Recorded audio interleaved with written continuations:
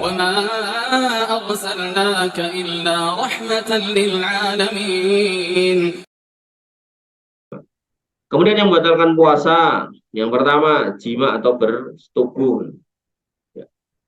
Tentu yang dimaksud di sini ya dengan pasangannya. Berarti kalau nggak dengan pasangannya nggak batal, ya batal. Tapi itu dosa besar yang sangat besar. Maka tentu yang dimaksud di sini adalah dengan pasangannya. Artinya kalau dengan pasangannya aja batal, apalagi dengan bukan pasangannya.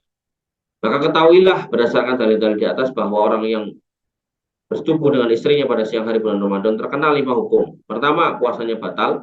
Yang kedua, dia dapat dosa. Yang ketiga, dia tetap diharuskan menahan diri untuk tidak makan dan minum sampai berbuka puasa serta tidak mengulanginya. Jadi kalau misalnya jam 10 pagi dia menggauli istrinya, maka puasanya batal tuh. Nah, karena puasanya batal, tapi dia nggak boleh makan, nggak boleh minum. Gitu. Kan dia rugi tuh. Gitu. Artinya mending sabar aja sih gitu. Kemudian yang keempat, wajib bayar kafarot. Nah, urutannya yang pertama bebaskan budak. Kalau nggak ketemu, maka dia puasa 2 bulan berturut-turut. Nggak mampu, maka dia ngasih makan 60 orang miskin. Nah, kemudian dia wajib mengkodok puasa. Ya.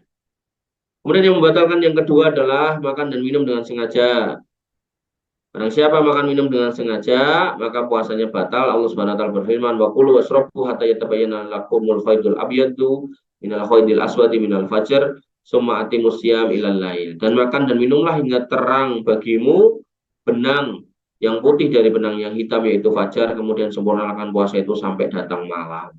Maka para ulama sepakat bahwa makan dan minum membatalkan puasa. Adapun jika makan dan minumnya karena lupa, maka puasanya sah, tidak kurang sedikit pun tidak ada dosa, tidak ada kodok, tidak ada kafarot. Dasarnya adalah hadis Abu Hurairah radhiyallahu anhu, bahwasanya Rasulullah SAW bersabda, "Man akala nasian wa huwa shaimun falyutimma shaumahu fa innahu at'amu Allah wa saqa."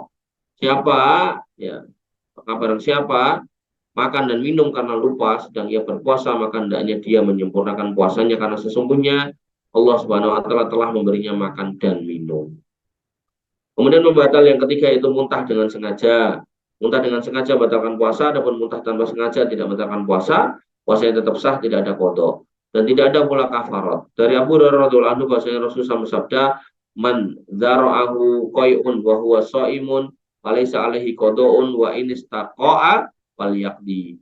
Siapa yang muntah tanpa sengaja sedangkan ia berpuasa maka tidak ada kodok baginya, tapi yang dengan sengaja maka adalah mengganti puasanya.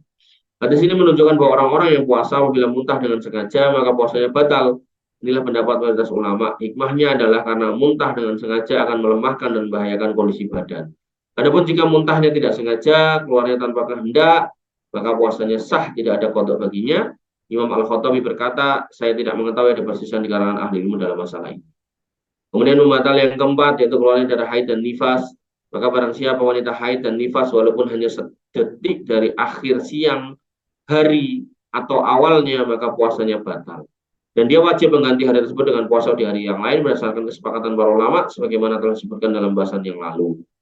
Al-Imam Ibnu Abdul Bar berkata ini merupakan ijma kesepakatan bahwa wanita haid tidak puasa ketika masa haidnya, kita harus mengganti puasa, dia harus mengganti puasanya dan tidak mengganti sholatnya. Nah ini, di puasa yang ditinggal itu diganti, sholat enggak.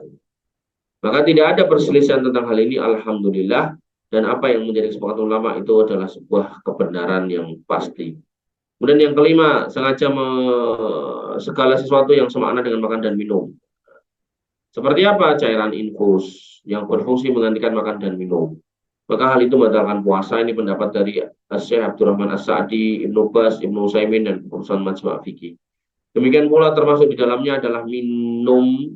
Dalam kategori minum adalah merokok. Barang siapa merokok dalam keadaan puasa, maka puasanya batal karena rokok termasuk minum. Adapun jarum suntik injeksi yang tujuannya pengobatan bukan berfungsi sebagai pengganti makanan, maka tidak membatalkan puasa. Jadi kalau kamu disuntik vaksin, nggak puasa, nggak batal.